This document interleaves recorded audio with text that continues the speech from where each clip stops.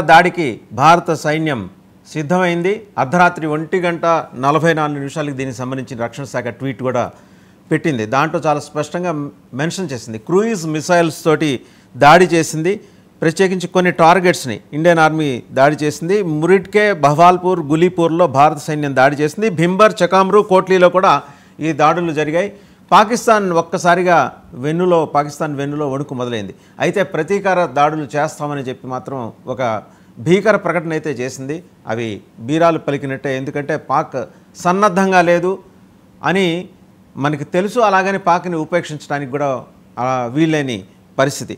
ఎందుకంటే పూంచ్, రాజౌరి సెక్టర్లో పాకిస్తాన్ సైన్యం కాల్పులు జరపడం, ఆ కాల్పులను సమర్థంగా భారత సైన్యం తిప్పికొట్టడం, భారత్ సిద్ధంగా ఉన్న రక్షణ శాఖ ఈరోజు పూర్తి వివరాలు వెల్లడిస్తుంది. ఆపరేషన్ సింధూర్ అంటే పహల్గావ్ దాడికి ప్రతీకార దాడి ఉండదు, 15 రోజులు అయిపోయింది కదా, ఏమీ కాదులే అని ఒక నిర్లిప్తంగాను అండ్ అంతర్జాతీయ సమాజంలో మనల్ని దోషిగా నిలబెట్టే ప్రయత్నం పాకిస్తాన్ చేస్తూ వచ్చింది. ఇన్ఫ్యాక్ట్ ప్రూఫ్ చూపించండి పహల్గావ్ దాడి వెనకాల పాకిస్తాన్ ఉందని చెప్పేసి కూడా అవతల నుంచి సవాల్ విసరటం.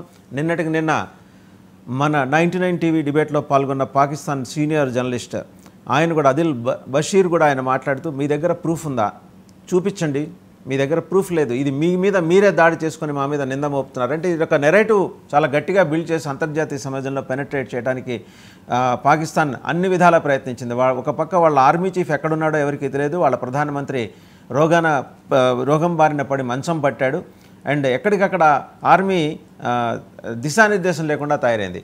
ఒక 2000 మందికి పైగా రాజీనామాలు చేయటం, అసలు సన్నద్ధత విషయంలో, ప్రిపేర్డ్నెస్ విషయంలో, వార్ ప్రిపేర్డ్నెస్ విషయంలో పాకిస్తాన్ దగ్గర ఎలాంటి స్పష్టమైన రూట్ మ్యాప్ లేకపోవడం ఇవన్నీ కనిపిస్తున్నాయి. అయితే ఇనఫ్ టైం ఇచ్చింది గవర్నమెంట్ ఆఫ్ ఇండియా, భారత రక్షణ శాఖ ఇనఫ్ టైం ఇచ్చింది, త్రివిధ దళాలు కూడా కావాల్సినంత టైం ఇచ్చాయి. ఎక్కడన్నా ఒక రిపెంటెన్స్ ఉంటుందా పాకిస్తాన్ వైపు నుంచి? అబ్బే ఏం లేదు.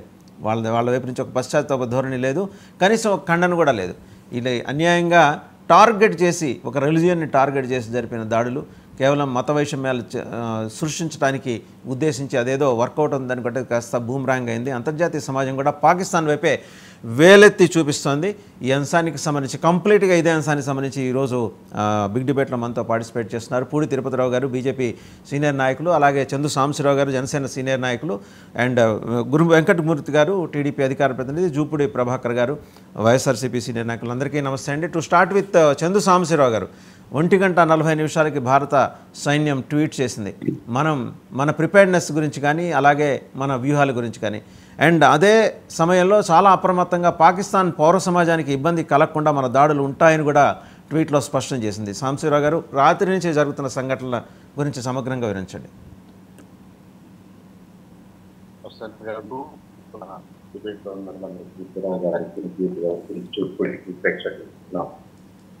I think as expected, prize ఉందని నేను ఇప్పుడు జరుగుతుందని అందరూ వెయిట్ చేశాను, కానీ జరగని మాత్రం షేర్ భారతదేశం, అలాగే ప్రపంచవ్యాప్తంగా ఈ టెర్రరిస్టులకు వ్యక్తంగా వెళ్ళాలని అందరి సివిలు కూడా కోరుకుంటున్నారు.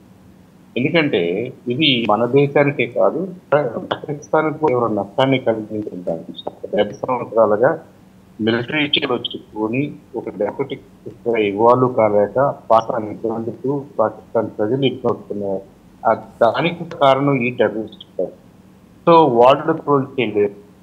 మన రిపీట్ డిమాండ్స్ ని వాళ్ళు పక్కదో పెట్టారు కాబట్టి డైరెక్ట్ గా భారతదేశం ఏదో ఒకటి యాక్షన్ తీసుకోవాల్సినటువంటి పరిస్థితి ఎప్పటి నుంచో ఉంది, ఇవాళే. అయితే దాని సెప్టెంబర్ మూవ్మెంట్ పహల్గామ్ జరిగింది. పహల్గామ్ లో అమాయకుల్ని, టూరిస్టుల్ని, ఇప్పుడిప్పుడే కుదుటపడుతున్న జమ్మూ కాశ్మీర్ దాన్ని ఆర్థికంగా డెవలప్ చేయాలి, 376 రద్దు చేసి టైం పెట్టుకొచ్చింది, లేదా అక్కడ ఆర్థిక మూలాలను డెవలప్ చేయాలని మనం ట్రై చేస్తుంటే ఆ మూలాలను దెబ్బ కొట్టాలని చెప్పేసి ఈ టెర్రరిస్టులు ప్రయత్నించారు, రిపీటెడ్గా చేసి.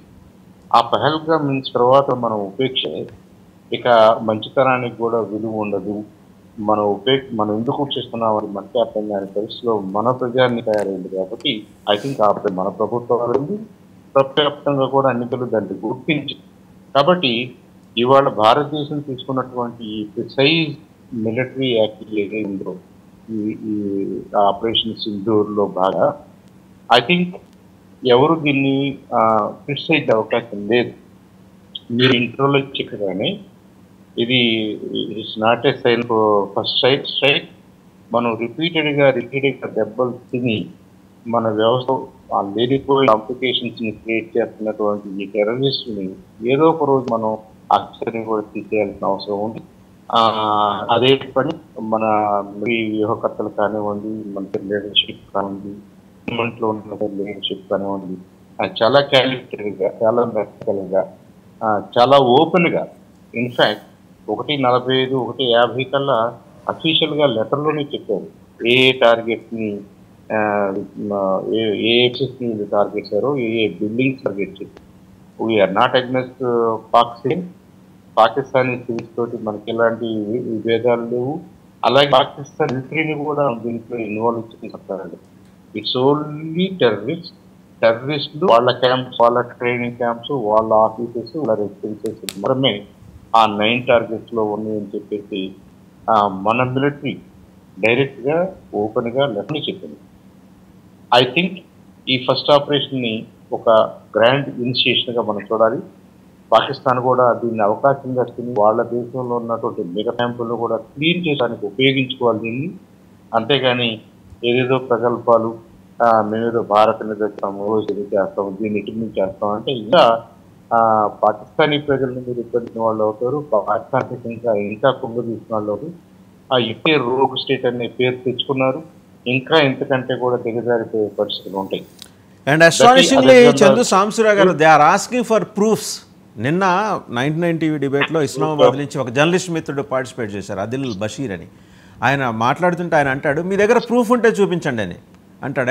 అండ్ కౌంటర్గా ఆయన అంటున్నది ఏంటంటే, వాళ్ళ జాఫర్ ఎక్స్ప్రెస్ని బలూచిస్తాన్లో హైజాక్ చేసింది, 17 మంది ఆర్మీ జవాన్లని చంపేసిన దాని వెనకాల RAW రా ఉంది అంటాడు. నేను అడిగా, మీరు ఉంటే ప్రూఫ్ చూపించండి, మీరు అంటున్నారు కదా ఇంటర్నేషనల్ సెక్యూరిటీ కౌన్సిల్కి వెళ్దామని, you come with your proofs, మేము కూడా ప్రూఫ్స్ తోటి వస్తాం. ఆయనకు అంతర్జాతీయ సమాజం కల్లాట 26 మంది చచ్చిపోయి దేశం అంతా ఆందోళన చెందుతుంటే ప్రూఫ్లు కావాలని అడుగుతున్నారు. అంటే సివిల్ సొసైటీలో కూడానండి ఒక సెక్షన్ ఆఫ్ సివిల్ సొసైటీ, నేను సివిల్ సొసైటీ మొత్తాన్ని నేను అంటలేదు, వాళ్ళల్లో కూడా ఈ భావనలని బాగా ఇంజెక్ట్ చేసింది పాకిస్తాన్. అంటే నాగరిక సమాజంలో కూడా విష బీజాలు చాలా బలంగా నాటింది. వాళ్ళు కూడా అలాగే ఆలోచిస్తున్నారు. That's very very unfortunate. అందుకే నేను సివిలియన్స్ గవర్నమెంట్ సపరేట్గా చూడాలని అనుకుంటాను.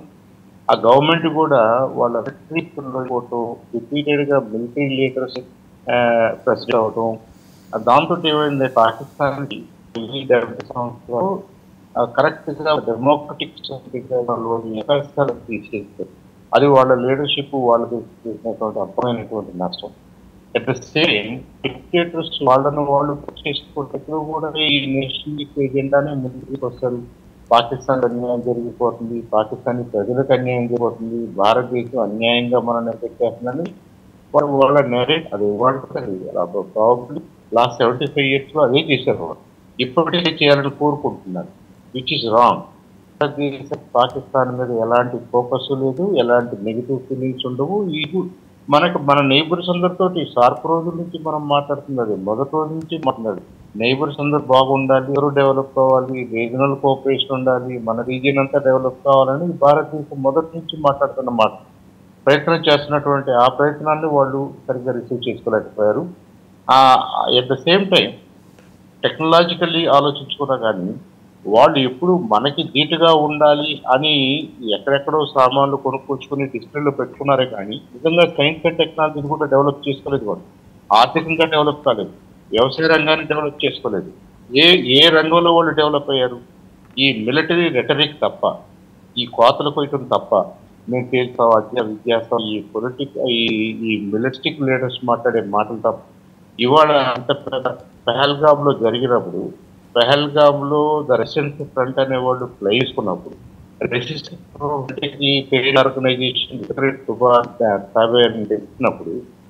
తెలిసినప్పుడు ఆ లష్కర్ తైబా మక్కిల్లో ఉంది కదా, లాహోర్ పక్కనే ఉందా, దాని హెడ్ క్వార్టర్ కొడతని చెప్పేసి చిన్నపిల్లలు కూడా మాట్లాడుతున్నారు కదా. ఇవాళ ఇంకా వాళ్ళకి ప్రూఫ్ ఏం కావాలి? మీరు ప్రకారమే, మీరు మాటల ప్రకారమే మీరు చేసి ఎవరైతే ఈ సిగ్గును చూసి, బొట్టును చూసి కొంత ఆడపిల్లల్ని ఆ బొట్టు చూసి హిందూ అని చెప్పేసి కొట్టారు. అదే పేరుతోటి పేరుతోటి లష్కర్ ఏ తోయిబా లేదంటే ఇంకా మిగతా ఆర్గనైజేషన్ జేఈఎం ఆర్గనైజేషన్ వాళ్ళ స్థావరాల్ని పల్వరైజ్ చేయాలి. ఇది ఒక భారతీయ కాదు, భారత పౌరులే కాదు, ప్రపంచవ్యాప్తంగా ఉన్నటువంటి సివిలియన్స్ ఈ యాంటీ టెర్రరిస్ట్ కోరుకునే ఫ్యాన్సీలందరూ కూడా కోరుకునే వాళ్ళు భారత సర్జికల్ గా రైట్. ఎంత గారు 1 or 2 feet లోనే 2 అడుగు దూరంలోనే వీళ్ళ చెట్లను అచీవ్ చేశారు. That's the beauty of our technological advancement. మన డిఆర్డిఓ, మన లీడర్స్ దేశం మొత్తాన్ని ఒక్క తాటి మీద తీసుకొచ్చినటువంటి యునైటెడ్ ఈ చూడాలి. సీనియర్ శాస్త్రవేత్తగా మీకున్న మొత్తం అవగాహన అనుభవంతో క్లియర్ పిక్చర్ ఇచ్చారు సాంబశివరావు గారు. మళ్ళీ మీ దగ్గరికి వస్తా. తిరుపతిరావు గారి దగ్గరికి వెళ్దాం. పూడి తిరుపతిరావు గారు, మొత్తం 9 ఉగ్ర క్యాంపుల మీద భారత సైన్యం దాడి చేసింది. Very specific targets. ఎక్కడా కూడా సివిలియన్ క్యాంప్స్ మీద, సివిల్ సొసైటీ మీదకి వెళ్ళలేదు. అండ్ రెండో విషయం ఏంటంటే మసూద్ అజహర్ అలాగే హఫీజ్ సయీద్ వీళ్ళిద్దరి ఇళ్లను కూడా ఐడెంటిఫై చేసి వాటిని టార్గెట్ చేసి వాటిని పేల్చేయడం కూడా జరిగినట్టు తెలుస్తోంది. అంతర్గతంగా పాకిస్తాన్ నుంచి వాళ్ళు పోస్ట్ చేస్తున్న సమాచారం ప్రకారం. But at the same time వాళ్ళిద్దరు కూడా అక్కడి నుంచి తప్పించుకున్నారు. 78 ఏళ్ళు అతనికి, హఫీజ్ సయీద్కి. అతను ఆల్రెడీ తప్పించుకొని పీఓకేలో షెల్టర్ తీసుకున్నాడు. ఇప్పుడు పీఓకేలో అతను ఎక్కడ ఉన్నాడో బిష్నోయ్ గ్యాంగ్ వెళ్ళి అతని కోసం అక్కడ వేటాడుతోంది. సైమల్టేనియస్గా అంటే ఆపరేషన్స్, బార్డర్ వెంబడి అలర్ట్, ప్రిపేర్డ్నెస్, అలర్ట్ ఇవన్నీ మన వాళ్ళు ఇచ్చారు. అవతల వాళ్ళు కూడా ఇచ్చుకున్నారు. పీఓకే వాళ్ళ భయం ఏంటంటే ఈరోజు Karachi port, Gwadar port and PoK ఈ 3 టార్గెట్గా 3 లక్ష్యాలుగానే భారత సైన్యం యుద్ధానికి దిగబోతోంది. అంటే వాళ్ళ ఆయువు పట్టు మీద కొట్టబోతోంది. ఎక్కడా కూడా సివిల్ సొసైటీకి వచ్చిన ఇబ్బంది ఏం లేదు. ఓవరాల్గా అంటే మనం డిలే చేశాము అనే వాళ్ళ మాటలకి అజిత్ దోవల్ గారి ఆధ్వర్యంలో, national security adviser Ajit Doval గారి ఆధ్వర్యంలో రక్షణ శాఖ ఇచ్చిన సమాధానం ఎలా ఉందని మీరు అనుకుంటున్నారు? అందరికీ నమస్కారం. వాసుదేవ్ గారు, మీరు అన్నట్టుగా గడిచిన 2 వారాలుగా ఏదైతే యావత్ భారత సమాజం దాదాపు 150 కోట్ల మంది ప్రతి ఒక్కరు కూడా ముక్త కంఠంతో ఏకవాక్యంతో నినదించినటువంటి ఘడియలు రాత్రి 1:44 ఏదైతే దాడి జరిగినటువంటి సందర్భం నుండి ఈనాటి వరకు జరుగుతున్నటువంటి పరిణామ క్రమంలో ప్రారంభమైనటువంటి ఆపరేషన్ సింధూర్. ఒకవైపు బాలబానుని కిరణాలు వస్తున్నటువంటి తరుణంలో ప్రారంభించడం జరిగింది. ఇవాళ పొద్దున్నే లేచేసరికి యావత్ భారతావని కూడా ఒక పండగ వాతావరణంలో. సాధారణంగా యుద్ధము అనేసి అంటే భయానక ధోరణి, లేకపోతే భయాందోళనలు, లేకపోతే ముందు జాగ్రత్తలు, ఎలాంటి పరిస్థితులు ఉన్నటువంటి సందర్భం నుండి ఇవాళ ఒక పండగ వాతావరణం కనిపిస్తుంది భారతదేశం. దీనికి కారణం ఏదైతే ఉగ్రమూకలు మొన్న జరిగినటువంటి పహల్గామ్ సంఘటన అయితేనేమి, లేకపోతే గత కొంతకాలంగా జరుగుతూ వచ్చినటువంటి నరమేధం నేపథ్యంలో ఇవాళ భారతదేశం యుద్ధ వాతావరణాన్ని కూడా పండగ వాతావరణంగా చేసుకునే పరిస్థితి వచ్చింది. సంతోషం. ఇప్పటికైనా సరే అంటే చాలా మంది నిన్న సాయంకాలం కూడా మనం చూసాం, చాలా మంది మేధావులు అయితేనేమి సాధారణ పౌరులు కూడా ఇంకా ఎందుకు వేచి చూస్తుంది భారతదేశము అన్నటువంటి ఒక ఆలోచన. ఇక్కడ నేను నరేంద్ర మోడీ గారు అన్నో లేదా కేంద్ర ప్రభుత్వం అన్నో లేదు. ఎందుకంటే ఒక దేశం యునైటెడ్ అయ్యి ఒకే మాట మీదకి వచ్చినటువంటి సందర్భం. అఫ్ కోర్స్ 1-2 అపస్వరాలు ఉంటాయి, వాటి గురించి మనం పట్టించుకోవాల్సినటువంటి పని లేదు. వాస్తవంగా వచ్చింది, సమయం ఆసన్నమైంది. మీరు అన్నట్టుగా భారతదేశం తాలూకా చిత్తశుద్ధి ఏంటనేది ప్రపంచానికి తెలియజేయాల్సినటువంటి ఆవశ్యకత ఉంది. ఎందుకనేసి అంటే ఇవాళ ఒక ప్రపంచంలోనే 3వ స్థానంలో ఉన్నటువంటి ఆర్థిక వ్యవస్థ నేపథ్యం అయితేనేమి, మొదటి స్థానంలో ఉన్నటువంటి దేశ జనాభా నేపథ్యంలో అయితేనేమి, లేకపోయినట్టయితే దేశంలో ఉన్నటువంటి ప్రభుత్వాధినేత తాలూకా ప్రపంచ ఖ్యాతి అయితేనేమి, వీటన్నిటి నేపథ్యంలో వాళ్ళకి లేనటువంటివి మనకు ఉండాల్సినటువంటి కొన్ని జాగ్రత్తలు తీసుకోవడం అనేది అవసరమైంది. ఆ అవసరమైనటువంటి నేపథ్యంలో, అలర్ట్ నేపథ్యంలో 2 వారాలు వేచి చూసి నిన్న జరిగినటువంటిది. ఈ దాడిలో కూడా ఎక్కడ సాధారణమైనటువంటి పౌరుల్ని టార్గెట్ చేయలేదు.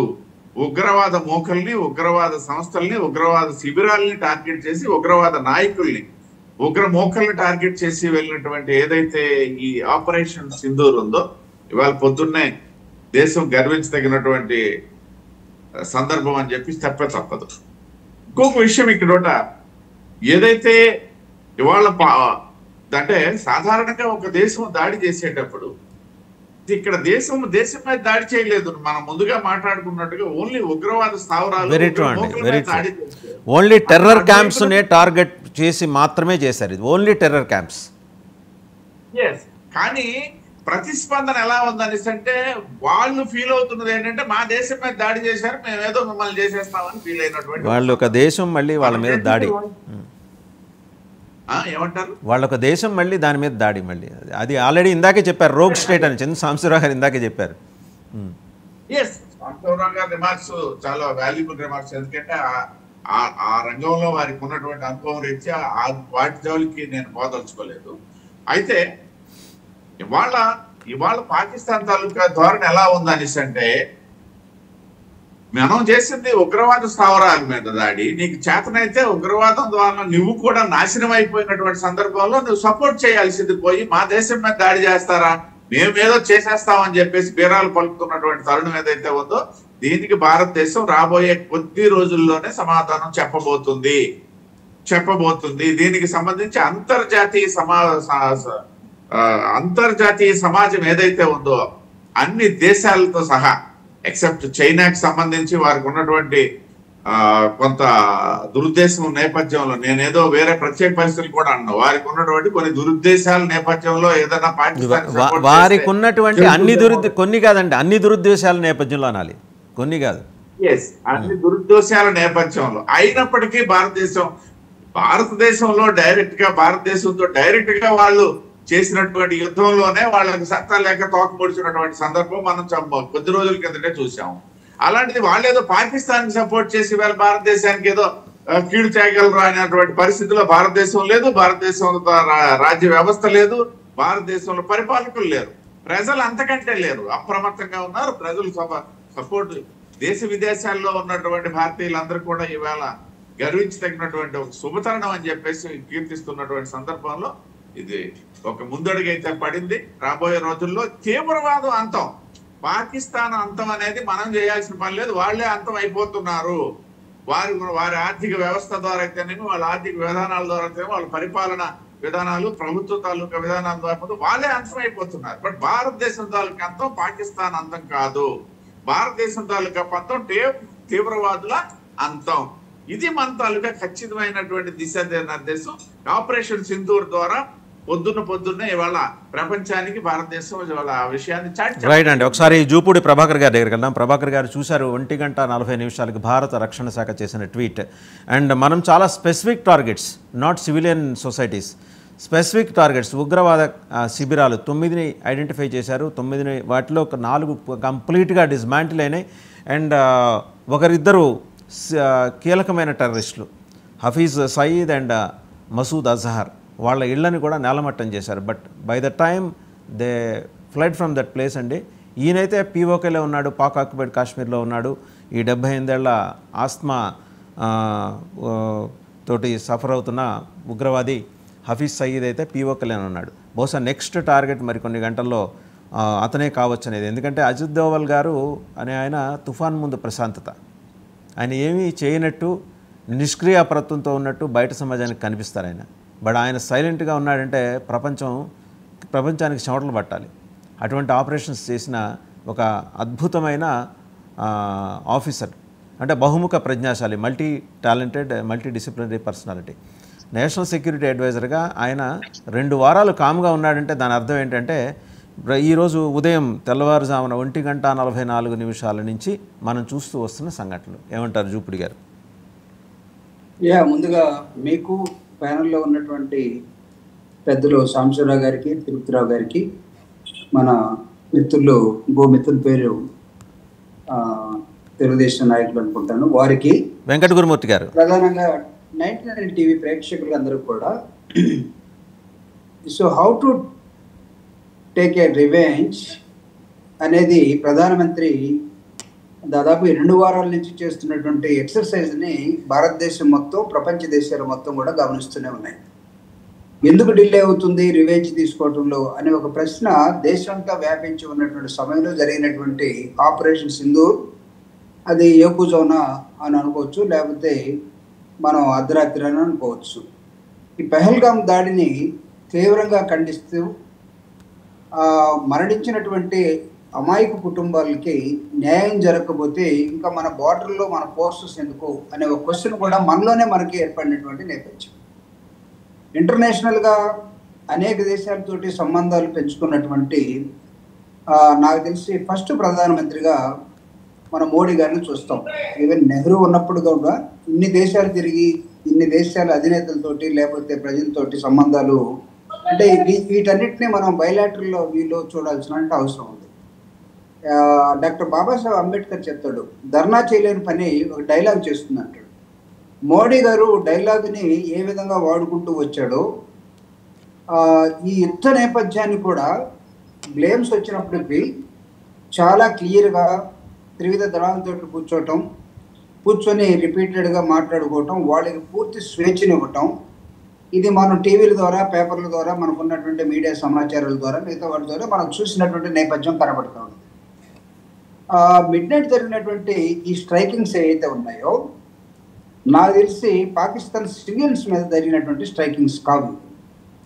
Being a mechanical engineer who worked for the ministry of defence, ఒక 18 years మినిస్ట్రీ ఆఫ్ డిఫెన్స్లో వీటిలో పనిచేసినటువంటి ఆయుధాలు తయారు చేసే ఒక కర్మాగారంలో పనిచేసినటువంటి సెంట్రల్ గవర్నమెంట్లో మనం వాడినటువంటి క్రూయిజులు కానీ ఇవన్నీ కూడా ఇవి టార్గెటెడ్ ఫర్ ది వాళ్ళకున్నటువంటి ఉగ్రవాద క్యాంపులకి టార్గెట్ చేశారు.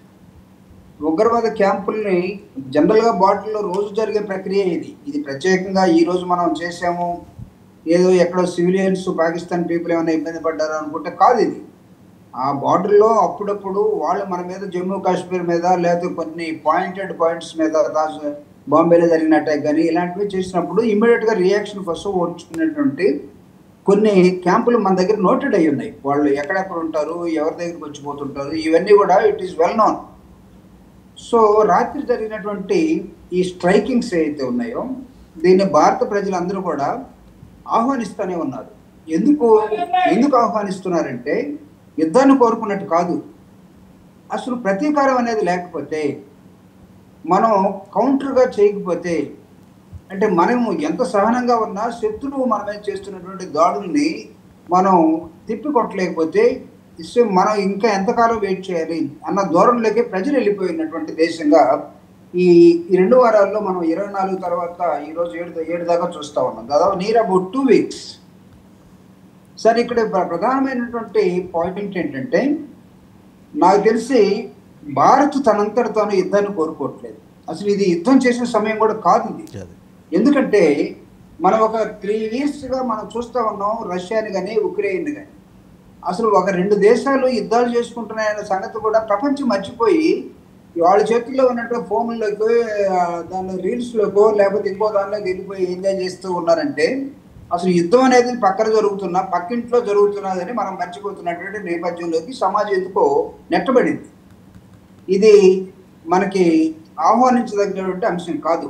అట్లానే మనం చూసినట్లయితే ఇక్కడ మన పక్కనే ఉన్నటువంటి ఇజ్రాయెల్ కానీ లేదా అక్కడ ఉన్నటువంటి అవి కూడా నాకు తెలిసి ఉగ్రవాద క్యాంపులే.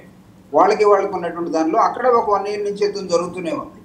ఇప్పుడు భారతదేశం పాకిస్తాన్ కూడా యుద్ధంలోకి వస్తే 2 పూర్ కంట్రీస్ వాళ్ళు మనం దిస్ ఇస్ ఓన్లీ అప్కమింగ్ ఒక 75 సంవత్సరాలు అయిపోయినప్పుడు కూడా, లేకపోతే యుద్ధంలో వేరే చేసుకుంటే మా దగ్గర ఇన్ని హెలికాప్టర్లు ఉన్నాయి, మా దగ్గర ఇన్ని విమానాలు ఉన్నాయి, మా దగ్గర ఇన్ని, వాళ్ళకున్న ఒకే ఒక శక్తి ఏంటంటే వాళ్ళు న్యూక్లియర్ బాంబ్స్ని తయారు చేసి పెట్టుకున్నారు. మిగతా వాటిలో కంపేర్ విత్ మిగతా ఆర్మ్డ్ ఫోర్సెస్లో దేంతో కూడా మనకు భారతదేశానికి వాళ్ళు ఈక్వల్గా రాలేరు.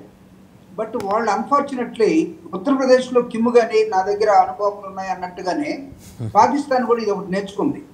నేను అనుభవం వేస్తాను, నాకు కొన్ని ప్రాంతాలను నేను ఐడెంటిఫై చేసుకున్నాను, ఒక 25 నగరాలు నా దగ్గర ఉన్నాయి, ఆ రోడ్ మ్యాప్ కూడా చూపిస్తూ వాటి మీద మనం కూడా మనల్ని ట్రాప్ చేస్తున్నట్టుగా వాళ్ళు కనపడుతూ ఉన్నారు. అయితే వాళ్ళు ఫుల్ ఫ్లెడ్జ్డ్గా లేరు. నాకు తెలిసి ఇందాక తిరుపతిరావు గారు చెప్పినట్టుగా, సాంబశివరావు గారు చెప్పినట్టుగా దే ఆర్ నాట్ ఎక్విప్డ్. వాళ్ళ ఉన్నటువంటి ఆర్మీ ఫోర్సెస్ కానీ, వాళ్ళకు ఉన్నటువంటి మిలిటరీ నేవీ ఇష్యూస్ కానీ ఇవన్నీ చూసినప్పుడు వాళ్ళకి ఇంటర్నల్ స్ట్రగుల్స్ బోల్డ్ ఉన్నాయండి. ప్రధానమంత్రికి ఆర్మీకే చీప్ ఉంది. సడన్ గా ప్రధానమంత్రి దించేసి ఆర్మీ వచ్చే మీరు ప్రస్తావన చేశారు కాబట్టి జూపిడి గారు ఇక్కడ ఒక చిన్న సందర్భం అంటే అవుట్ ఆఫ్ ద బాక్స్ కాదు, విత్ ఇన్ ద సబ్జెక్టే. మీరు జాగ్రత్తగా గమనిస్తే April 26న అబోటాబాద్లో both the Prime Minister of Pakistan and the Army Chief, they were present in a defense program. That's what they have mentioned in their official websites, defense website lo. Interestingly, వాళ్ళు mention చేసిన అదే సమయానికి ఈయన haemorrhoids problems తోటి military హాస్పిటల్లో admit అయి ఉన్నాడు. ఒకే ప్రధానమంత్రి షహబాజ్ షరీఫ్ అక్కడేమో చాలా హుందాగా మంచి సూట్ వేసుకొని డిఫెన్స్ ప్రోగ్రాంలో ఉన్నాడు అక్కడ. ఇక్కడేమో చాలా నీరసంగా ఫేస్ పెట్టుకుని హాస్పిటల్లో ఉన్న పిక్చర్ ఇమేజ్ కూడా రిలీజ్ చేసింది వాళ్ళే. ఇందులో ఏది నిజం? అసలు షహబాజ్ షరీఫ్ ఇంకొక అవగాహన ఏంటంటే ఆయన ఆర్మీ బందీగా ఉన్నాడని. జనరల్గా మీకు తెలుసు, మీరు కూడా డిఫెన్స్ రంగంలో ఇందాకే అన్నారు 18 ఏళ్ళు పైబడి మీరు పనిచేశారు. వాళ్ళు ఎప్పుడైనా సరే మిలిటరీదే అక్కడ రూల్. ఆయన అంటుంటాడు కదా సౌదీ రాజు, ప్రపంచంలో అన్ని దేశాలకి సైన్యం ఉంటే పాకిస్తాన్లో మాత్రం సైన్యానికి దేశం ఉందని. అలాగే ఇప్పుడు చూడండి, రెండు contrasting observations which I mentioned the other day with Adil Bashir, senior journalist from Islamabad. అడిగితే he was tight lip, he had no answer. అంటే ఏమవుతుందంటే సార్, ఇక్కడ డిఫరెంట్ ఒపీనియన్స్ రైజ్ కావచ్చు, కానీ డెమోక్రటిక్గా మనం అన్నింటినీ మాట్లాడిస్తాము, చూస్తాము. మనం కూడా ఒక వ్యూకి రావాలంటే we have to collect all the opinions, number 1. Number 2, ఎవరైతే సఫరర్స్ ఉన్నారో, లేకపోతే ఏ కంట్రీ అయితే సఫర్ అయిందో, ఏ కంట్రీ అయితే మన భారత ప్రధాని ఇంకొక చోట అరేబియన్ కంట్రీస్లో ఉన్నప్పుడు సడన్గా మన దేశ సరిహద్దుల్లో జరిగినటువంటి ఈ ఉగ్రవాద దాడిని ఖచ్చితంగా మనం ఖండించాల్సిన అవసరం ఉంటుంది. దానికి రియాక్షన్ తీసుకోవాల్సిన అవసరం కూడా ఉంటుంది. యుద్ధ వాతావరణం మనం సృష్టించింది కాదు. మనం ఎప్పుడు కూడా భారతదేశం తనందరి తాను, మీరు వెళ్ళండి 1947 నుంచి ఈ రోజు వరకు పాకిస్తాన్కి మనకి దాదాపు 4 యుద్ధాలు జరిగాయి. ఏ యుద్ధంలో కూడా వాళ్ళు ఎక్కడ వాళ్ళు పైకి వచ్చింది కూడా లేదు. బట్ వాళ్ళకి ఏంటంటే డిస్టర్బెన్స్ చేయటం అనేది వాళ్ళకి స్ట్రాటజిక్గా వాళ్ళు ఎంచుకున్నారు. ఆ డిస్టర్బెన్స్ ట్రాప్లో మనం అప్పుడప్పుడు పడిపోయినటువంటి నేపథ్యాలు ఉన్నప్పుడు కూడా మనం దాని మీద పై చేయి సాధిస్తూ వస్తూ ఉన్నాం. వాళ్ళకి ఫోర్సెస్ పాకిస్తాన్లో ఎక్సెప్ట్ టెర్రరిస్ట్ ఫోర్సెస్ తప్ప వాళ్ళకు ఉన్నటువంటి మిలిటరీ ఆపరేటెడ్ ఫోర్సెస్ పెద్దగా మనతోటి ఈక్వల్గా వచ్చే అంశం లేనే లేదు. ఎక్కడ మీరు చూసినట్లయితే మన వాళ్ళు కొంతమంది ప్రెస్ మిత్రులు కూడా, కొంతమంది అనలిస్టులు కూడా చూపిస్తూ ఉన్నారు, మనకి ఇన్ని యుద్ధ ట్యాంకులు ఉన్నాయి, మనకి ఇన్ని హెలికాప్టర్లు ఉన్నాయి, లేకపోతే వాళ్ళకి ఇన్ని క్రూయిజ్లు ఉన్నాయి. తర్వాత చూపిస్తే వాళ్ళు దేనిలో ఈక్వల్గా ఉన్నారంటే ఓన్లీ మన దగ్గర అణుబాంబుల్లో ఉన్నారు. అది పెద్ద ఇష్యూ కాదు. దాన్ని తయారు చేసి పెట్టుకొని కుంటోడు కానీ క్రాస్ రోడ్లో కూర్చొని నేను లేస్తే మనుషులు కాదు, నా దగ్గర ఒకటి ఉంది అని చెప్తే దాన్ని మనం భయపడిపోయి చేసేది కాదు. బట్ భారతదేశం నాకు తెలిసి తనంతరతాలుగా యుద్ధాన్ని కోరుకోవట్లేదు, కానీ జరిగినటువంటి దానికి ఖచ్చితంగా ప్రాయశ్చిత్తం వాళ్ళు అనుభవించాల్సిన అవసరం ఉంటుంది. దీని మీద పాకిస్తాన్కి సంబంధించినటువంటి నాయకులు కానీ, అభిమానులు కానీ, లేకపోతే బోల్డ్ మంది మాట్లాడచ్చండి. బట్ వూండెడ్ కంట్రీ ఏదైతే ఉందో, వూండెడ్ కంట్రీకి అసలు ఏమీ చేయకుండా ఉన్నటువంటి చూడటానికి వెళ్ళినటువంటి టూరిస్టులు కానీ, లేకపోతే పిలిగ్రిమిస్టులు కానీ మీ ఇష్టం వచ్చినట్టు చంపేస్తే ఈ భారతదేశం బాటలో కానీ ఇంకొక దేశంలో కానీ జరిగిన వర్క్ మనం అనుకుంటూ ఉంటాం. మీరు ఇంకొక కంట్రీ వెళ్ళారు అనుకోండి, ఇంకొక కంట్రీ వెళ్ళినప్పుడు అక్కడ అందమైనటువంటి సుందర నగరాలని, ప్రాంతాలని చూడటానికి వెళితే అక్కడ ఆ దేశంలో ఉన్నటువంటి టెర్రరిస్టులు లేదా వాళ్ళకు పడకు వీళ్ళందరినీ కాల్ చేసి వెళ్ళిపోతూ ఉంటే సభ్య సమాజం కామ్గా ఊరుకుంటుందా? No. It the question of the prestige question ఆ దేశానికి వస్తుంది. రైట్. ఒకసారి జూపిడి గారు, మనం ప్రస్తుతం జూపిడి గారు ఒకసారి విజువల్ చూస్తున్నాం. పాకిస్తాన్లోని పాక్ ఆక్రమిత కాశ్మీర్ బహవల్పూర్ ఆసుపత్రుల దగ్గర అత్యవసర పరిస్థితి. ఏది క్షిపణి దాడుల తర్వాత, భారత క్షిపణి దాడుల తర్వాత, అంటే వాళ్ళని అత్యవసరంగా అక్కడికి తరలిస్తున్నారు గాయపడ్డ వాళ్ళని. ఇది కూడా పీఓకే. మనం ముందరే ఇంట్రోలోనే చెప్పుకున్నట్టు మన లక్ష్యాలు 3: POK, Karachi port, Gwadar port. Very specific. 1971 గురించి మీకు సమగ్రమైన అవగాహన ఉంది. కరాచీ పోర్ట్ని కంప్లీట్గా డిస్మాంటిల్ చేసింది భారత సైన్యం. ఈరోజు గదార్ పోర్ట్ అనేసరికి గజ వణుకుతోంది చైనా, ఎందుకంటే దాని మీద రూపాయి పెట్టిన ప్రతి రూపాయి చైనాదే. సో పాకిస్తాన్ కొత్తగా కోల్పోయేది, నష్టపోయేది ఏం లేదు, కానీ భారీగా నష్టపోయే చైనా. అలాగని చైనా ప్రతీకార దాడికి దిగే పరిస్థితిని ఇవాళ అంతర్జాతీయ సమాజం ఒప్పుకోదు. అంటే ఇక్కడ ఒక అంశాన్ని మనం ఇంటర్నేషనల్లో అఫైర్స్ని మనం సీరియస్గా గమనిస్తే డివైడెడ్ వరల్డ్లో ఒక్కొక్క దేశానికి అగ్రరాజ్యాలుగా పిలువబడుతున్నటువంటి ఒక్కొక్క దేశం సపోర్ట్ చేస్తూ వస్తున్నాయండి. అన్ఫార్చునేట్లీ మనకి నెహ్రూ గారి టైం నుంచి ఉన్నటువంటి రిలేషన్స్ విత్ యుఎస్ఎస్ఆర్, భారతదేశానికి ఉన్నటువంటి సంబంధాలు, అట్లనే పాకిస్తాన్ చైనా తోటి ఏర్పరచుకున్నటువంటి సంబంధాలు, ఈ రెండు కూడా మనం దృష్టిలో పెట్టుకొని చూడాల్సిన అవసరం ఉంది. ఇప్పుడు యూరోపియన్ కంట్రీస్ మనం ఉక్రెయిన్లో జరుగుతున్నటువంటి యుద్ధాన్ని యూరోపియన్ కంట్రీస్ అన్ని కూడా సపోర్ట్ చేస్తూ ఉన్నా, వాళ్ళు ఆ క్యాంప్లో చేరాలి లేదా ఆ క్యాంప్లో చేరితేనే ఈ యుద్ధం చేయగలరు. స్మాల్ కంట్రీస్ అవన్నీ కూడా మన స్టేట్ అంతా కూడా ఉన్నటువంటి ఇవి. బట్ డివైడెడ్ యుఎస్ఎస్ఆర్ వచ్చేసిన తర్వాత ఒక 15 రాష్ట్రాలుగా మొత్తం దేశం అంతా విడిపోయిన తర్వాత అక్కడ ఉన్నటువంటి నాకు తెలిసి అప్పుడున్నటువంటి పెరిస్ట్రాయికో అండ్ గ్లాస్నోస్తో అని తీసుకున్నటువంటి ఆ దేశ అధ్యక్షుడు ఈరోజు మనం అమెరికా రష్యాను చూసి ప్రపంచం మొత్తం భయపడుతుంది అనుకుంటే ఎక్సెప్ట్ వార్ టెక్నాలజీ తప్ప మిగతా వాటిలో ఏమీ లేదు. వాళ్ళు కూడా పేదరికంలోకి వెళ్ళిపోయారు. రష్యా మొత్తం ప్రపంచం అంతా విస్తరించేసి పాపం అక్కడ ఉన్నటువంటి యూత్ కూడా ఎటు వెళ్ళిపోయారో అర్థం కావట్లేదు. But China is a consolidated one. ఇక్కడ మనం చూడాల్సింది ఏంటంటే the main difference, China is consolidating but వేరే other countries are dividing themselves.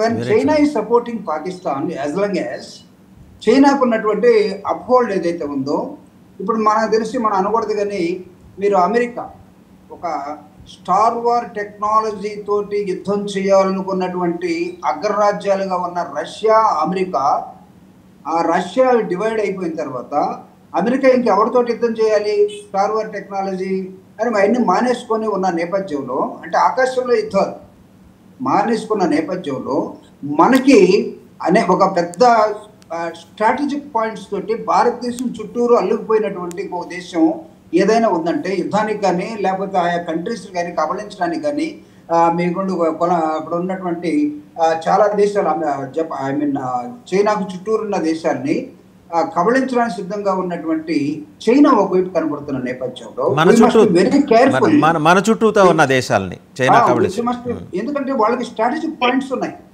ఎక్కడెక్కడ మన దేశంలో కూడా చైనా క్యాంప్స్ ఉన్నాయి. బార్డర్లో ఉన్నటువంటి సముద్ర తీరాల్లో వాళ్ళ క్యాంప్స్ పెట్టుకొని సిద్ధంగా ఉన్నారు. ఈవెన్ అమెరికాకి ఉన్నాయి, వాళ్ళకి ఉన్నాయి, మనకి లేవు మన దేశంలో, లేకపోతే పాకిస్తాన్ వాళ్ళకి లేవు పాకిస్తాన్ దేశంలో. It's valuable information. జూపిడి గారు మళ్ళీ మీ దగ్గరకు వస్తా, ఒకసారి వెంకట గురుమూర్తి గారి దగ్గరికి వెళ్దాం. చాలా స్ట్రాటజిక్ పాయింట్స్ బోత్ సాంబశివరావు గారు, జూపిడి గారు, బికాస్ ఆ రంగాల్లో వాళ్ళు నిష్ణాతులు. ఆయన డైరెక్ట్గా శాస్త్రవేత్త, ఈయన డైరెక్ట్గా డిఫెన్స్లో పనిచేశారు జూపిడి గారు. వెంకట గురుమూర్తి గారు, వార్ ప్రిపేర్డ్నెస్ విషయంలో మనం ఎక్కడా వెనక్కి తగ్గలేదు. అలాగే ప్రస్తుతం విజువల్ చూస్తున్నారు, POK పాక్ ఆక్రమిత కాశ్మీర్లో మన క్షిపణి దాడుల తర్వాత ఆసుపత్రుల దగ్గరికి మొత్తం ఆర్మీ జవాన్లని అక్కడికి ఆర్మీ గాయపడ్డ వాళ్ళని అక్కడికి తరలిస్తున్న దృశ్యాలు అవి. అండ్ ఇప్పటికీ కూడా పాకిస్తాన్లో ఒక రిపెంటెన్స్ లేదు. ప్రతీకార దాడులు చేస్తామని పొద్దున 4:55 వాళ్ళు అసలు వాళ్ళ ఆర్మీ చీఫ్ ఉన్నాడో లేదో తెలియదు. వాళ్ళ ప్రధానమంత్రి హాస్పిటలైజ్ అయి ఉన్నాడు. పూర్తిగా అంటే డిసింటిగ్రేట్ అయిపోయింది. దాని కంట్రీ అనలేండి, ఇందాక సారన్న మాటకి నేను కట్టుబడి ఉంటాను, రోగ్ స్టేట్. మీరేమంటారు?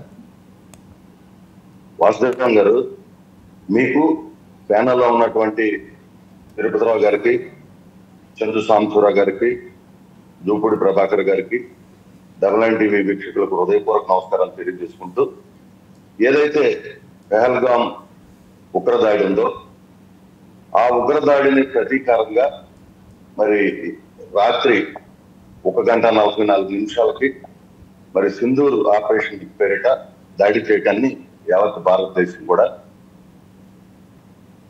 అదే ఆశించింది, సంతోషపడతా ఉన్నారు. ఎందుకంటే ఇవాళ భారతదేశంలో మరి ఏదైతే ఉగ్రవాదులు ఉన్నారు, పాకిస్తాన్ ఉగ్రవాదులు అనేక సందర్భాల్లో ఇష్టం వచ్చినప్పుడల్లా వాళ్ళకి సమయం కుదిరినప్పుడల్లా దాడులు చేసి వందలాది మందిని చంపేస్తా ఉంటే ఇవాళ మనం ఊరుకోవాలా? బొంబాయిలో చూసాం ఏ విధంగా దాడి చేసి ఏ విధంగా చేశారనేది చూసాం, పెహల్గాంలో చూసాం, అనేక సందర్భాలు చూస్తున్నాం. దీన్ని మనం ఎందుకు ఉపేక్షించాలి? ఇవాళ భారతదేశం రాజనీతి, ధర్మయుద్ధం. ఎందుకంటే ఎవరైతే ఉగ్రవాదులు మనల్ని ఇబ్బంది పెడతారో వాళ్ళనే టార్గెట్ చేసి దాడులు చేశారు. పాకిస్తాన్కి ఏంటంటే బాధ, దీన్ని బట్టి ఇవాళ యావత్ ప్రపంచానికి ఒక విషయం త్యాగకాలం అవుతుంది. ఈ ఉగ్రవాద దాడులను పెంచి పోషిస్తుంది పాకిస్తానే. వాళ్ళ యొక్క పూర్తి సహాయ సహకారాలతోనే ఇవి జరుగుతున్నాయి. కాబట్టి ఇవాళ చైనా కావచ్చు, ఇంకేదైనా కావచ్చు, ఇవాళ ఆలోచన చేయాల్సిన అవసరం ఉంది. ఎందుకంటే టెర్రరిస్టులు కావచ్చు, ఉగ్రవాదులు కావచ్చు, వీళ్ళు వివిధ దేశాల్లో ప్రతిబంధన కలగతాయండి.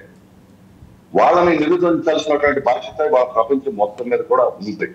కాబట్టి మనం ఈ తీసుకున్నటువంటి మన దేశం తీసుకున్న నిర్ణయం, మన సైన్యం తీసుకున్నటువంటి నిర్ణయం ఏదైతే ఉందో దాన్ని ఖచ్చితంగా మరి అందరూ కూడా హర్షించాలి, ఆహ్వానించాలి, దాన్ని సమర్థించాల్సినటువంటి అవసరం ఎంతైనా ఉంది. ఇంకా దానికి అలా కాకుండా కూడా పాకిస్తాన్ వాళ్ళు కూడా ఏదో పుంచి కానీ రజౌరి ప్రాంతాల్లో మరి వాళ్ళు కూడా ఏదో మేము ప్రతిదాడి చేస్తామంటే ఇక్కడ భారతదేశ సైన్యం చూస్తూ ఊరుకోదు.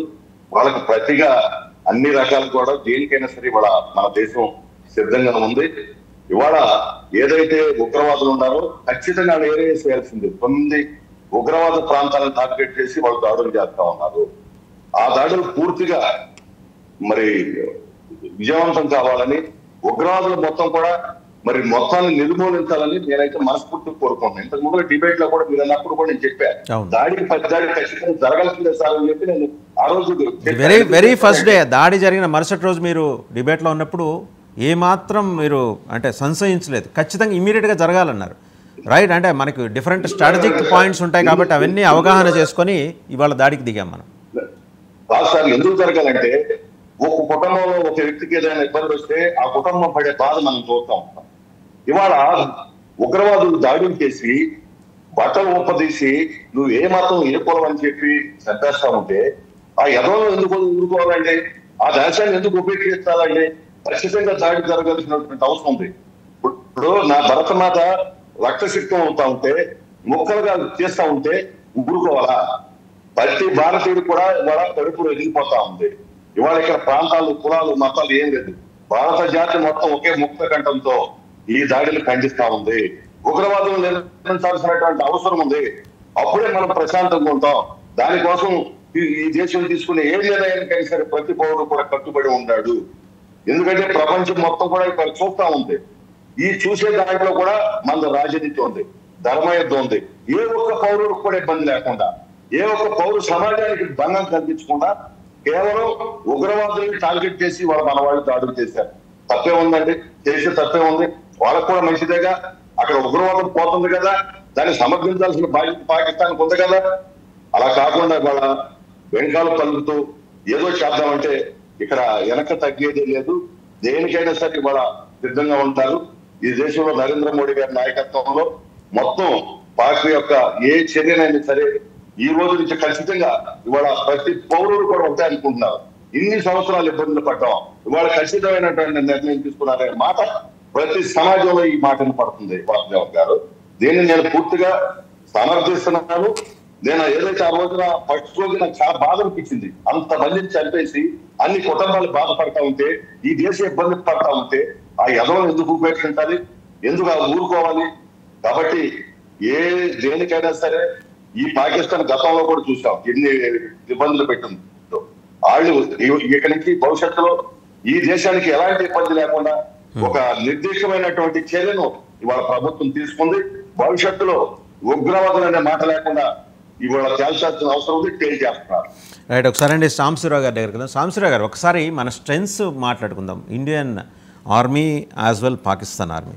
యాక్టివ్ ఇండియన్ ఆర్మీకి 51,37,550 మంది అంటే మన సైన్యం, military personal. And Pakistan has approximately 17 lakhs అండి, 17 లక్షలు యాజ్ పర్ ద డేటా. అయితే 14 lakh యాక్టివ్ పర్సనల్ ఉన్నారు మనకి, వాళ్ళకి 6.5 lakh యాక్టివ్ పర్సనల్. అయితే ఇది ఎంతమంది ఉన్నారనేది లెక్క కాదు, కానీ స్ట్రాటజిక్గా ఎక్కడ మనం వాళ్ళని డిప్లాయ్ చేశాము, ఎలా పోరాడుతున్నాము, మన వ్యూహాలు ఏంటనేది ఇక్కడ మ్యాటర్. ఖచ్చితంగా మీరు వాళ్ళకున్న ఆయుధ సంపత్తి, మనకున్న ఆయుధ సంపత్తి. అతను వాళ్ళ డిఫెన్స్ మినిస్టర్ మాట్లాడాడు, డిఫెన్స్ కాదు ఇంకొక మినిస్టర్, ఆయన మాట్లాడుతూ 130 న్యూక్లియర్ వార్ హెడ్స్ మా దగ్గర ఉన్నాయని. పిచ్చోడి చేతిలో రాయి కూడా మంచిది కాదు కదండి. వాళ్ళు స్ట్రాటజిక్ లొకేషన్, మనకి ఉన్నాయి స్ట్రాటజిక్ లొకేషన్లో పెట్టాం, బట్ మనం విజ్ఞత ఉపయోగిస్తాం, వాళ్ళు ఉపయోగించరు. మన దానికి సంబంధించి మన వైటల్ ఇన్స్టాలేషన్స్ రక్షణ మీద చాలా అప్రహెన్షన్స్. రాత్రి నుంచి రకరకాల కథనాలు. మన తీర ప్రాంతం ఈస్ట్ కోస్ట్లో చూస్తే ఈస్టర్న్ నేవల్ కమాండ్ ఉంది, అటు western naval command, bay of Bengal and Arabian sea, రెండు వైపులో కూడా మనకి చాలా క్రూషియల్. మరోపక్క ఇందాక జూపుడి గారు అన్నట్టు చైనా నక్కి నక్కి కూర్చుంది. డిఫరెంట్ ప్లేసెస్లో వాళ్ళ స్థావరాలు ఏర్పాటు చేసుకుంది, సైనిక స్థావరాలు మనల్ని చుట్టుముట్టి. శ్రీలంక పేరుకి శ్రీలంక కానీ పరిపాలిస్తున్న చైనా, అది మీకు తెలిసిందే. అలాగే పాకిస్తాన్లో ఇవాళ 2 పూట్ల ఎవరైనా అన్నం తింటున్నారంటే అందులో 75 పైసలు రూపాయలు, 75 పైసలు చైనావి. సో అంత చైనా అంత కట్టుదిట్టంగా పాకిస్తాన్కి దన్నుగా నిలబడినప్పుడు బహుశా వీళ్ళ దగ్గర ఆపరేషనల్ క్యాపబిలిటీస్ లేకపోవచ్చు కాక Pakistan, but China May support them. China ఆ సాహసానికి ఒడిగడుతుందా? ఎందుకంటే మన మీద మొదల నుంచి అక్కసు వెళ్ళగక్కుతుంది కదా చైనా. రైట్ వర్ష గారు, పెద్దలు చాలా మంచి మంచి విషయాలు తీసుకొచ్చారు తెర మీదకి. ఇక్కడ ఇందాక గురుమూర్తి గారు అన్న దాంట్లో ఒక మంచి పాయింట్ ఉంది.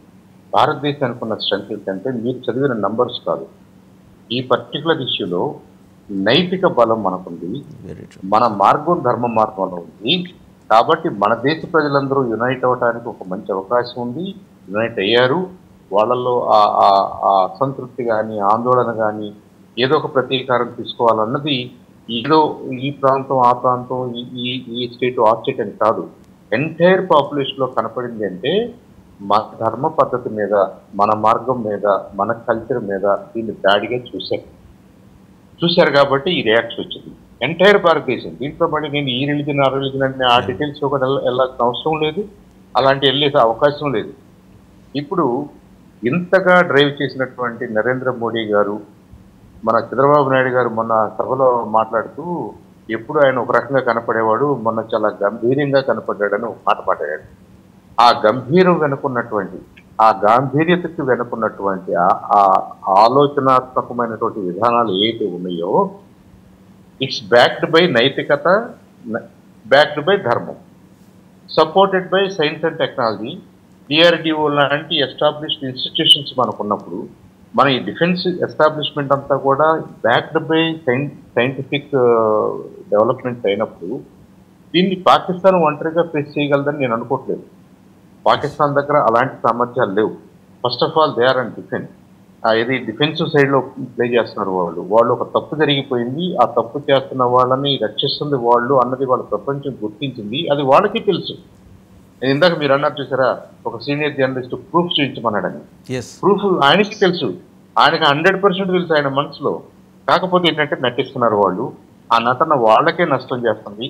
వాళ్ళు సౌదీ అరేబియా అన్నట్టుగా మిలిటరీ ఓన్డ్ గవర్నమెంట్ అది. కాబట్టి ఆ మిలిటరీ ఓన్డ్ గవర్నమెంట్ చేతుల్లో నుంచి వాళ్ళు బయటకు రావాల్సిన అవసరం ఉంది. ఒక డెమోక్రసీగా, ఒక డెమోక్రటిక్ గవర్నమెంట్ ని ఎస్టాబ్లిష్ చేసుకుని ఒక డెమోక్రటిక్ సొసైటీగా ఇవాల్వ్ అవ్వాల్సిన. Hello mic check 1 2 3. Hello, excuse me.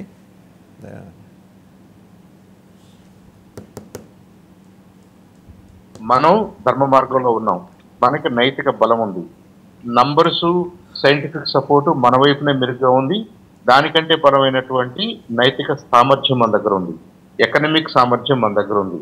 We are on the right side, they are on the wrong side. ఇది ఉన్నప్పుడు మనం మళ్ళీ క్లియర్గా ఏం చెప్తున్నామంటే, మీరు స్థావరాలని ఎలిమినేట్ చేయట్లేదు, మీరు టెర్రరిస్ట్ని నిరోధించట్లేదు, మీకు మేము హెల్ప్ చేస్తామన్నా మీరు తీసుకోవట్లేదు, కాబట్టి మేము చేయాల్సి వస్తుంది. So we're going against terrorist and their camps only. Pakistani మిలిటరీని మనం ఎంగేజ్ చేయట్లేదు, పాకిస్తానీ మిలిటరీ సైట్స్లోకి మనం వెళ్ళలేదు, పాకిస్తానీ సివిలియన్స్ను మనం టార్గెట్ చేయలేదు, పాకిస్తానీ ఎస్టాబ్లిష్మెంట్స్ను మనం టార్గెట్ చేయలేదు, పాకిస్తానీ ఎసెట్ ఎలాంటి ఎసెట్లో కూడా మనకి ఇంట్రెస్ట్ లేదు. అయితే ఇంటర్నేషనల్లీ యాక్సెప్టెడ్ లీగల్ ప్రొసీజర్స్ ఏమైతే ఉన్నాయో ఏప్రిల్ 22వ తారీఖు నుంచి మనం వాటిని వాడుకుంటున్నాం, వాటిని మాత్రమే వాడుకుంటున్నాం. ఇంటర్నేషనల్ కమ్యూనిటీ దేన్నైతే లీగల్గా 2 దేశాల మధ్య కాన్ఫ్లిక్ట్ వచ్చినప్పుడు ఇది లీగల్ ప్రొసీజర్ అని అనుకుంటుందో, ఆర్థిక ఆంక్షలు అనుకోండి, సహకారంలో ఆంక్షలు అనుకోండి, గతంలో చేసుకున్నటువంటి ఒప్పందాలని టెంపరీగా అబెయన్స్లో పెట్టడం అనుకోండి, ఇవన్నీ కూడా యునైటెడ్ నేషన్స్లో మిగతా దేశాల్లో సమక్షంలో అందరూ ఒప్పుకున్నటువంటి, అన్ని దేశాలు ఒప్పుకున్నటువంటి లీగల్ మార్గాలు. భారతదేశం లీగల్గానే ఉంది ఇవాళ కూడా. కాబట్టి దీని చుట్టూ ఏం జరుగుతుంది, దీని వెనక చైనా పాత్ర ఎంతవరకు ఉంది, చైనా ఏం చేయబోతుంది, చైనా ఎందుకు చేయబోతుంది అంటే I think China is a very wise country. వాళ్ళు వాళ్ళ ఆర్థిక పరిస్థితులు, వాళ్ళ వ్యాపార సంబంధాలు, వాళ్ళ సత్సంబంధాలని ప్రపంచవ్యాప్తంగా విస్తరించుకోవాలని చూస్తున్నారే కానీ ఒక పాకిస్తాన్ లాంటి ఒక టెర్రరిస్టులు సపోర్ట్ చేస్తున్న సందర్భంలో చైనా అంత గుడ్డిగా వచ్చి వాళ్ళని సపోర్ట్ చేసి వాళ్ళు కూడా అంటే మీరు అన్నదాంతో నేను పూర్తిగా ఏకీభవిస్తాను సార్. బయట ఒకటే గాదర్ పోర్ట్ వాళ్ళు నిర్మించిన తర్వాత they have some strategic points to combat with Indian sub continent అనే ఒక ఆర్డర్ పెట్టుకొని వాళ్ళు దిగుతున్నారు. అలాగే మన చుట్టుముట్టి శ్రీలంకలో ఆల్మోస్ట్ అన్ని పోర్ట్లు వాళ్ళవే, అండ్ రోడ్ బెల్ట్ ఇనిషియేటివ్ మొత్తం కంప్లీట్గా టేకప్ చేసింది వాళ్ళే. ఓ పక్క బంగ్లాదేశ్కి కూడా వాళ్ళు పరోక్షంగా సహకారం అందిస్తున్నారు. ఎప్పుడూ నోరు లేవని ప్రపంచ మేధావి యూనస్ మహమ్మద్ కూడా మొన్న మాట్లాడాడు. నోబెల్ శాంతి బహుమతి గ్రహీత అని పేరు తెచ్చుకున్న ఆయన కూడా మనకంట ఆ చికెన్ నెక్ ఉంది, ఆ చికెన్ నెక్ని ఇలా పట్టుకొని నొక్కేస్తే మన తలెగిరిపోయి మొండెం ఒక్కటే భారతదేశంలో మిగులుతుందట. ఆ 60 కిలోమీటర్ల వెడల్పు ఉన్న ఆ ప్రాంతం అది ఈశాన్య రాష్ట్రాలకి మిగిలిన రెస్ట్ ఆఫ్ ది కంట్రీ తోటి కనెక్ట్ చేస్తుంది కాబట్టి ఆ చికెన్ నెక్ని నొక్కేస్తారట. ఇప్పుడు భారత సైన్యం ఒక బేఫిటింగ్ రిప్లై ఎలా ఇవ్వబోతోందంటే అకార్డింగ్ టు సోర్సెస్ చిట్టగాంగ్ వరకు మనం విస్తరించుకుంటూ వెళ్దాం, బంగ్లాదేశ్ ఎక్కువ మాట్లాడితే ఇంకో 1500 కిలోమీటర్లు. అప్పుడు మహమ్మద్ యూనస్ ఎక్కడ ఉంటాడండి? రైట్. అంటే వెల్ మీకు అలాంటి ఆలోచన రావటంలో తప్పలేదు. నేను అంత దూరం కూడా వెళ్ళను. My primary concern is to defend India 100%. ఇది సివిలియన్ లైఫ్లు కానివ్వండి, మన ఎస్టాబ్లిష్మెంట్ కానివ్వండి, మన సైనిక అసెట్స్ కానివ్వండి, మన సంబంధాలు కానివ్వండి, మన ప్రపంచంలో మనకున్న సంబంధాలను కూడా ప్రొటెక్ట్ చేసుకోవడం మన బాధ్యత. కాబట్టి we are limited to that only. Aggression అనేది మన డిఎన్ఏలో లేదు. మనం ఎప్పుడు కూడా వేరే వాళ్ళ ప్రాంతాలను ఆశించము, వేరే వాళ్ళ ప్రాంతాల జోలికి వెళ్ళాం. ఇవాళ కూడా I think India is committed to that. India ఇవాళ కూడా నో ఫస్ట్ స్ట్రైక్కి కమిట్ అయ్యింది. ఇండియా ఇవాళ కూడా నో థర్డ్ పార్టీ ఇంటర్వెన్షన్కి కమిట్ అయ్యింది. కాబట్టి ఇది పాకిస్తాన్ ప్రభుత్వం మీద మనం ఒత్తిడి తీసుకురావడానికి, పాకిస్తాన్లో ఉన్న టెర్రరిస్ట్ క్యాంపుల్ని అంతం చేయడానికి మనం చేస్తున్నటువంటి పాకిస్తానీ ప్రజలకు పనికొచ్చే very specific and confined targets అండి. అదే మీరు అనేది కరెక్టే, very specific and confined targets.